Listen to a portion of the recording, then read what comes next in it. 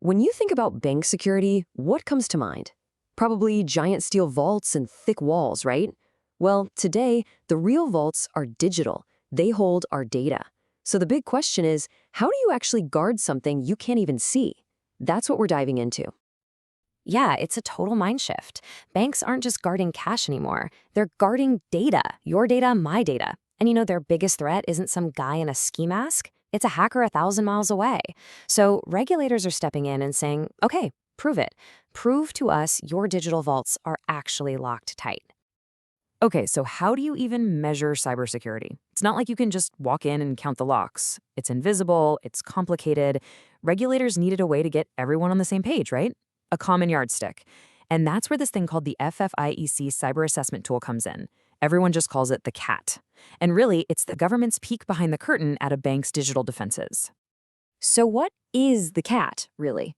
At its core, it's like a shared blueprint for security. It means the banks and the regulators are finally speaking the same language. They have this common framework to talk about risks, and this is the key part, to actually measure how ready they are for an attack. And what's really cool is how it breaks this monster topic down into 5 manageable chunks. First up, you've got cyber risk management.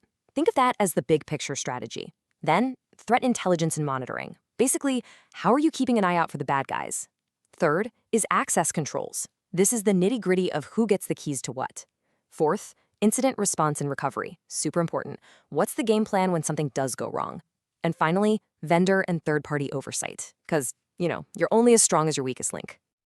Now, here's the thing. For each of those 5 areas, it's not just a simple check yes or no box. Not at all. It's actually a measure of sophistication. The CAT scores a bank on this maturity scale, all the way from just baseline to being truly innovative. And that scale is everything. It tells a bank exactly where they are right now, and more importantly, it gives them a roadmap for how to get better. So you might be wondering, how does this assessment actually come together? Well, the banks have to feed this CAT. And I mean, they have to feed it a ton of data.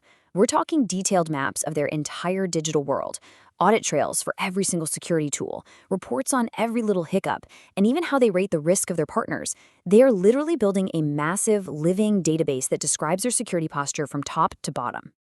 Okay, so let's flip the script. Let's put on the examiner's hat. All this data gets submitted, this huge mountain of information. What are the regulators actually looking for in there? What's the story this database is telling them? And trust me, they're not just checking boxes to make sure the paperwork is done right. No way. They're digging for something much, much deeper.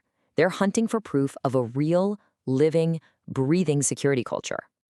And this really gets to the heart of it. They want to see the whole story of a threat.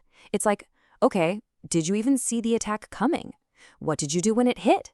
How fast did you get back on your feet? And here's the kicker. What did you learn from it so it doesn't happen all over again? So all of this, it points to a much bigger idea.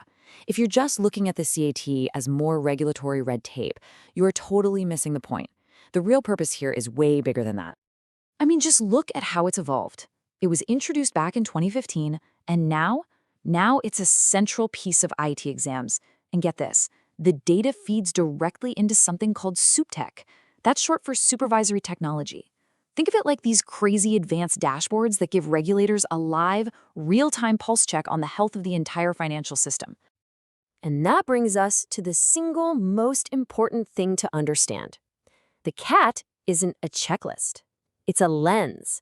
It takes all those little bits of data, all the logs, all the reports, all the system maps, and it focuses them, bringing everything into one sharp, clear picture of how resilient a bank really is.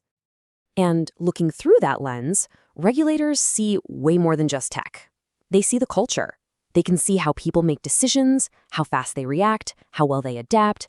Basically, it shows you how an organization really acts when the pressure is on and things go sideways. So why does any of this matter? Well, think about it.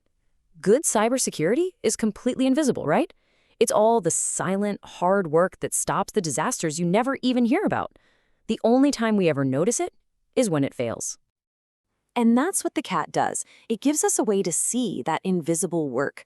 It creates a history, a record, a massive database of every single alert, every patch, every single breach attempt. And that, right there, is the real story of how we defend our money today. It's a history that's not written in old-school ledgers. It's written in databases.